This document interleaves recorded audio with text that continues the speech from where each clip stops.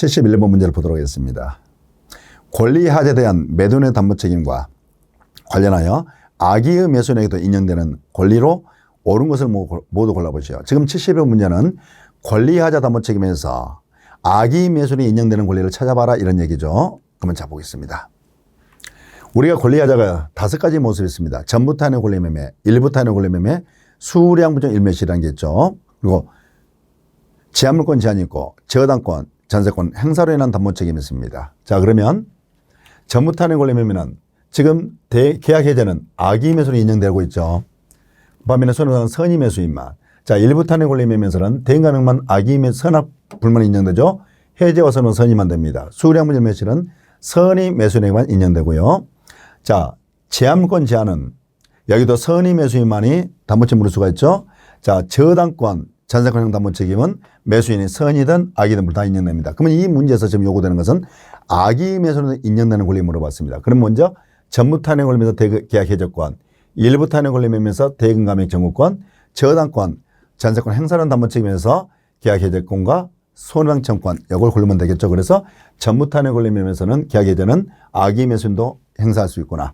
또 일부타인의 권리매매에서 대금 감액 청구는 악의 매수인도, 저당권 행사의 경우에는 악의 매수인도 계약 해제권과 손해배상 청구권을 행사할 수가 있구나. 이렇게 충분히 여러분들이 찾을 수가 있지 않을까 싶습니다. 그래서 기억 보면 전부타인의 권리매매니까 계약 해제는 악의 매수인에게도, 일부타인의 권리매매 대금 감액은 악의 매수인에게도, 이것은 저당권이니까 계약 해제권과 손해배상 청구권도 악의 매수인도, 리얼은 지상권, 이것은 제한물권 제한입니다. 선의 매수인만 인정되니까 안 되겠죠.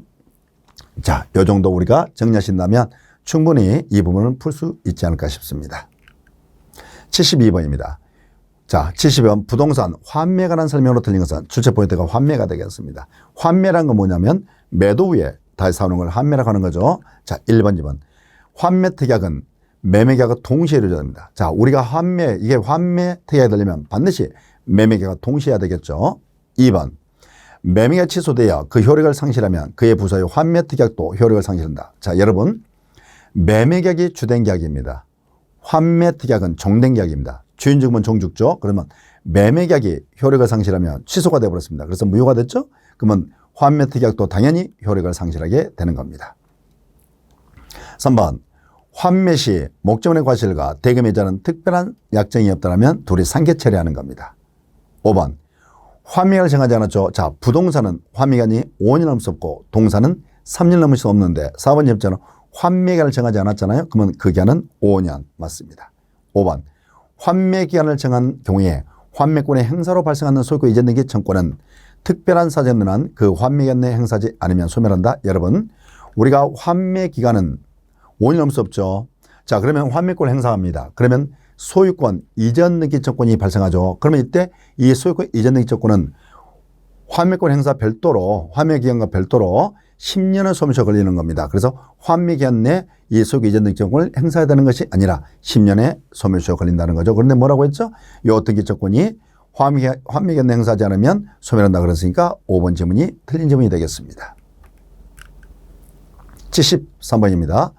토지 임차인에게 인정될 수 있는 권리가 아닌 것은, 자, 지금 13번 문제는 임차인의 권리를 묻고 있는 겁니다. 자, 그러면 우리가 토지 임대차가 있죠. 건물이나 공작물의 임대차가 있습니다. 이 부분만 여러분들이 구별할 수 이 부분만 알고 있었다면 아주 쉽게 문제 풀지 않았을까 싶습니다. 우리가 토지 임차인에게는 지상을 매청권이, 건물 임차인에게는 부속물 매수청권이 인정되는 겁니다. 그래서 답이 1번. 부속 매청권은 건물 임차인에게 인정되는 권리였겠죠. 14번입니다. 건물 임대차 계약상 보증금에 관한 설명으로 틀린 것을, 자, 이것은 보증금에 관한 문제가 되겠습니다. 자, 보겠습니다. 기억. 임대차 계약에서 보증금을 지급하였다는 사유에 대한 증명 책임은 임차인의 부담이다. 여러분, 우리가 임대차 계약에서 입증 책임, 증명 책임이라는 입증 책임을 말합니다. 자, 입증 책임 나오면 임차인한테 있다. 그러시면 차임 지급했다는 사실은 누구에게? 임차인에게. 보증금을 지급했다는 사실은 누구에게? 임차인에게. 그러면 지금 기억 지문에 증명 책임이 딱 나왔죠. 그러면 누구? 임차인. 니은 임대차 계약이 종료하지 않은 경우에 특별한 사정이 없는 한 임차인은 보증금의 존재를 이유로 차임 지급을 거절할 수 없다. 여러분, 지금 임대차가 종료하지 않았죠. 그럼 연체 차임이 있습니다. 그러면 임대는 보증금에서 연체점을 공제할 수도 있지만 연체점 지급을 청구할 수 있는 거죠. 이건 임대인의 선택에 따른 겁니다. 따라서 임차인이 요 보증금을 이유로 해서 연체점 지급을 거절할 수는 없습니다.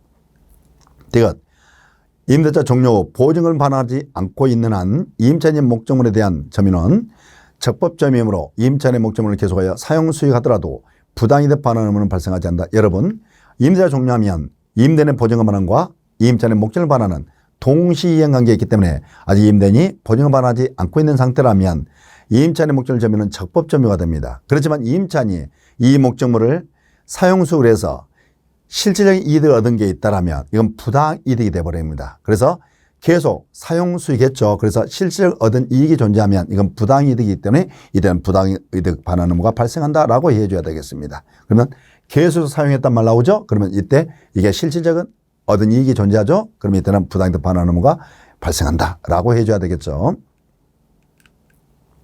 75번입니다. 주택임대차법에 관한 설명으로 옳은 것은 자, 기억 지문은 이겁니다. 다가구란 말 나와 있죠. 자, 다가구입니다. 지금 다가구예요. 우리가 임차할 당시 이게 다가구였습니다. 그래서 대항력을 취득했다는 거죠. 근데 이게 다가구가 다세대로 변경됐을 때 종전의 대항력이 유지되느냐 아니면 상실되느냐 이걸 묻고 있는 겁니다. 그러면 여기서는 다가구 단독주택이 다세대 주택으로 변경됐다 하더라도 종전의 대항력이 상실되지 않는다는 거죠. 그래서 요 다가구 단독주택이 다세대 주택으로 변경되는 이게 키워드가 되겠습니다. 이것입니다. 니은 우선 면역고 있는 임차인은 임차인과 별도로 그 대지만을 경매할 경우에 특별한 사정이 있는 한 그 대지 경매 환가되면서 대하여 우선 면역을 행사할 수 있다. 여러분 대지도 주택에 대해도 전부 적용을 받죠. 그래서 여기에 포인트가 뭡니까? 대지 환가대금이죠. 이 대지 환가되면서 우선 면역할 수 있다 없다? 있다. 이렇게 정리하시면 되겠습니다. 이것 임차인이 대항력을 가진 후에 그 임차주택의 소유권이 양도되면 양수인이 보증금 반환 채무를 부담하게 되었더라도 임차인이 주민등록을 이전했다면 양수인이 부담하는 보증금 반환 채무가 소멸한다. 여러분 지금 이런 거죠. 자, 임차인의 양수인이 임대차를 승계하기 때문에 보증금 반환 채무를 부담했다는 거죠. 자, 이처럼 부담하고 난 이후에 임차 대항력 상실한다고 해서 이 보증금 반환 채무가 소멸하지는 않습니다. 소멸하지 않아요. 그래서 답이 옳은 것 찾아라 가 기억, 니은 조합되어 있는 3번이 정답이 되겠습니다. 76번입니다. 세종특별자치시의 소재는 갑소유 X 상가 건물을 1층 점포를 을이 분기점을 하려고 갑으로부터 2월 16일 보증금 6억 원, 차임 100만 원에 임차했다. 자, 임차권 등기와는 이렇게 등기되지 않다. 이에 관한 설명으로 옳은 것은 자, 76번은 뭐냐면 우리가 상위법은 보증금 제한 규정이 있습니다. 따라서 환산 보증을 초과한 경우에 이 상가 건물 임대차에서 문제가 낸 겁니다. 그러면 이 질문은 봐보세요. 보증금이 6억입니다. 월세가 100만 원입니다. 그러면 환산 보증이 얼마나 되겠죠? 7억이 돼버립니다. 자, 세종시는 보증금 제한이 5억 6천인가 그렇죠? 그럼 이것은 보증금을 초과해버린 겁니다. 그러면 초과한 경우에 인정되는 것들을 생각해 보세요. 자, 초과했을 때 인정되는 건 뭐가 있죠? 자, 초과했을 때 인정되는 게 뭐가 있습니까? 일단 대항력이 인정됩니다. 계약 요건도 인정됩니다. 권리금 해소 기회도 보호합니다. 자, 3기 차별 연체 계약 해지권이 있죠. 이 경우에는 초과하더라도 인정합니다. 반면에 우선 면역권, 임차권 등기 명령료도 존속 보장 등은 인정되지 않는다는 겁니다. 그럼 봐보세요.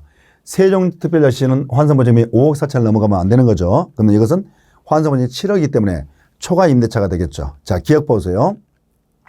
기억 보면 대항력 나오죠. 그러면 초과하더라도 대항력이 인정되죠. 그러면 대항력이 생긴다. 맞는 점이 되겠죠. 니은 봐보세요. 니은 보면 5선항의 보증금을 변제받을 수 있다. 자, 우선 면역권이 인정된다 안 된다? 안 된다. 그래서 틀린 점이 되겠습니다. 자, 이것은 뭐냐면 여기 전염병 예방법 있지 않습니까? 코로나 생각하시면 됩니다. 이 코로나 때문에 이런 거예요. 3개월 이상 자, 영업 제한 조치를 받았다는 거죠. 3개월 이상 받으면 이때는 요 임차인은 임대계약을 해지할 수 있더라 이 말입니다. 코로나 디귿집은 코로나 때문에 신설한 조항이 되겠죠. 17번입니다. 집합 건물의 소유 및 관리에 관한 법률상 공용물에 관한 설명으로 옳은 것을 모두 골라보시오. 지금 그러면 17번 키포인트는 집합 건물의 공용보유입니다. 우리가 공용보유는 두 가지가 있죠. 구조상 공용부분, 규약상 공용부분, 이 공용부분가 문제가 되겠습니다. 그러면 지금 봅시다.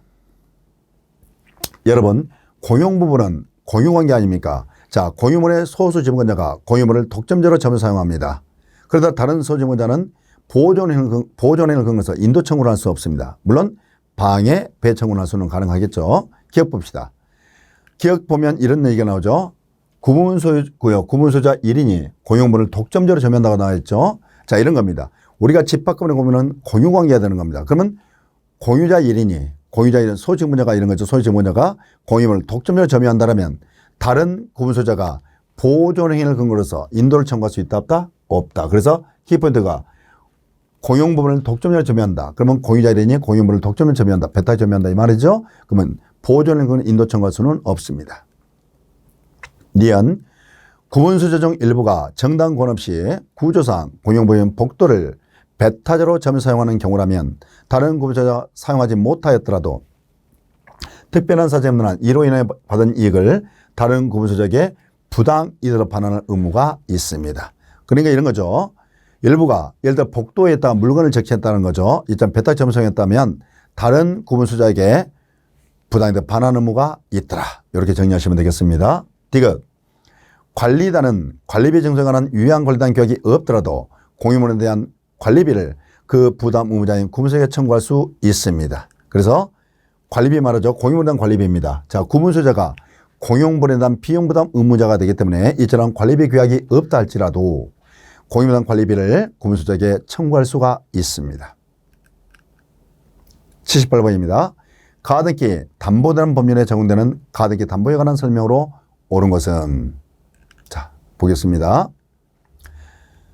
채무자가 아닌 제3자는 가등기 담보의 설정자가 될 수 없다. 야 이건 이렇게 하시면 돼요. 여러분 가등기 담보는 특수한 저당권입니다. 여러분 저당권자는 원칙으로 채권이 하나죠. 반면에 저당권 설정자는 채무자뿐만 아니라 누가 될 수도 있죠. 제3자도 될 수 있기 때문에 가등기 담보 설정자도 제3자가 될 수가 있습니다. 2번 기속청산에서 변제기 후 청산금의 평가액을 채무자에게 통지한 경우에 채권자는 그 통지한 청산금에 대해서 다툴 수 없다라고 해야 되죠. 채권자는 통지한 청산금에 대해서 다툴 수는 없습니다. 3번 공사대금 채권을 담보하기 위하여 담보가 등기한 경우에 가담법이 적용되지 않습니다. 여러분 가등기 담보법은 소비대차죠. 소비대차기가 발생한 채권 담보목적이어야 되는 겁니다. 따라서 공사대금 채권 담보목적, 매매대금 채권 담보목적 이런 경우는 가담법을 적용하지 않습니다. 4번 가등기 담보권자가 특별한 사정에 의한 가등기 담보권을 그 피담보 채권과 함께 제3자에게 양도할 수가 있습니다. 피담보 채권과 함께 양도할 수 있는 겁니다. 5번 가등기 담보권자는 담보 목적에 대한 경매를 청구할 수 없다거나 있다죠. 가등기 담보권자가 자 권리치행 실행 방법입니다. 경매를 신청해서 그 매각되면서 후승이 권리자 기타 채권자 우선면제 받는 방법이 하나 있고요. 자 가등기에서 본느끼라면서 권리취득 실행하는 두 가지 방법이 있는 거죠. 그래서 경매를 청구할 수가 있습니다.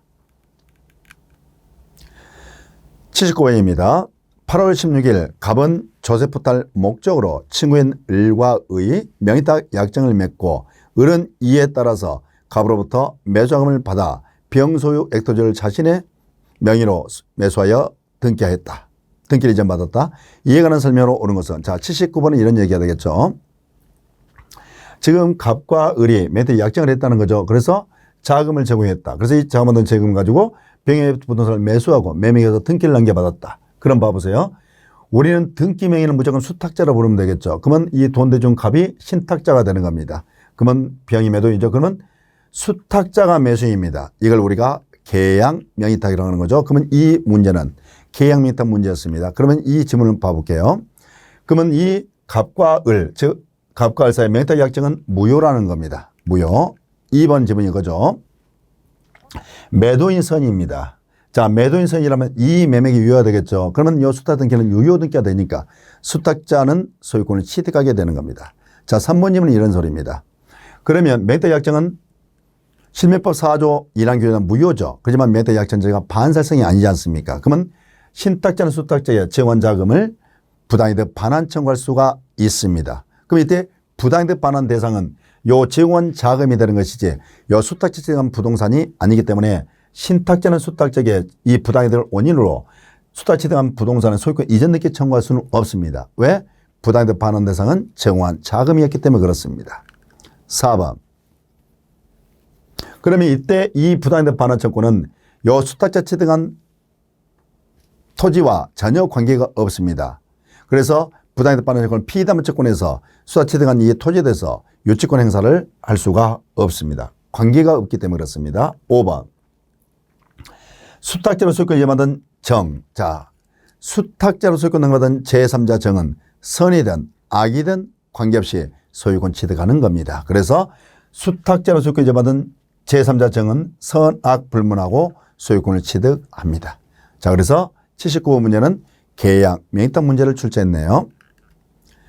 80번입니다. 집합건물 소유 및 관리에 관한 법률상 관리인 및 관리위원회 등에 대한 설명으로 옳은 것은 자, 1번 보겠습니다. 구분소유 아닌 자는 관리인이 될 수 없다. 여러분, 관리인은 반드시 구분소유할 필요가 없습니다. 임차인도 관리인이 될 수가 있습니다. 2번, 구분소유자가 10인 이상입니까? 그러면 관리인을 선임을 해야 되는 겁니다.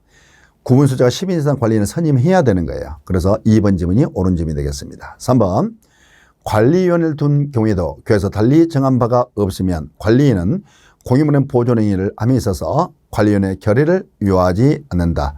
여러분, 우리가 관리위원이 뭐합니까? 관리위원회가 관리인을 관리감독하는 겁니다. 따라서 관리인이 공유문행 보존행위를 하는 경우 있죠. 그러면 관리위원회 결의를 유효하는 겁니다. 관리위원회가 있으면. 4번, 규약에 달리 정한 바가 없으면 관리인은 관리위원회 위원이 될 수 없다라고 해야 되겠죠. 관리인은 관리위원회 위원이 될 수가 없습니다. 왜 그럴까요? 관리위원회에서 관리인을 감독하고 있는데 그러면 관리인이 관리위원회 위원이 되버리면 자신이 자신을 감독하는 모습이 되겠죠. 그래서 관리인은 관리위원회 위원이 될 수는 없습니다. 5번, 규약에서 달리 정한 바가 없으면 관리위원회 위원은 부득이한 사유가 없더라도 서면이나 대리인을 통하여 의결권을 행사할 수 있다. 여러분, 관리위원회 위원은 부득이한 사유가 없는 한 서면이나 대리인을 통해서 의결권을 행사할 수는 없습니다. 그런데 뭐라고 되어 있죠? 행사할 수 있다라고. 부득이한 사유가 없는데도 행사할 수 있다라고 했죠. 없는 경우는 행사할 수는 없습니다. 그래서 틀린 점이 되겠습니다. 자, 이렇게 해서 우리가 40문제를 확인을 해봤습니다. 자, 33의 문제는 특징한 게 굉장히 박스 문제가 많이 출제됐다는 거죠. 그리고 옳은 거 찾아라 문제보다는 틀린 거 찾아라 문제보다는 옳은 거 찾아라 문제가 굉장히 많이 보였다는 겁니다. 그래서 상당히 33의 문제는 난이도상으로 예전에 32의 문제보다 난이도상으로 굉장히 올라갔지 않았을까 싶습니다. 그렇지만은 이 기출문제를 분석해 보면 자, 충분히 우리가 공부하는 이 책에서 충분히 다루고 있는 내용들을 출제되고 있다는 사실입니다. 그래서 우리가 여러분들이 충분히 기본서에 충실해서 공부한다라면 학교하는데 아무런 지장이 없지 않을까 싶습니다. 이만 해설 강의를 마칠까 합니다. 수고하셨습니다.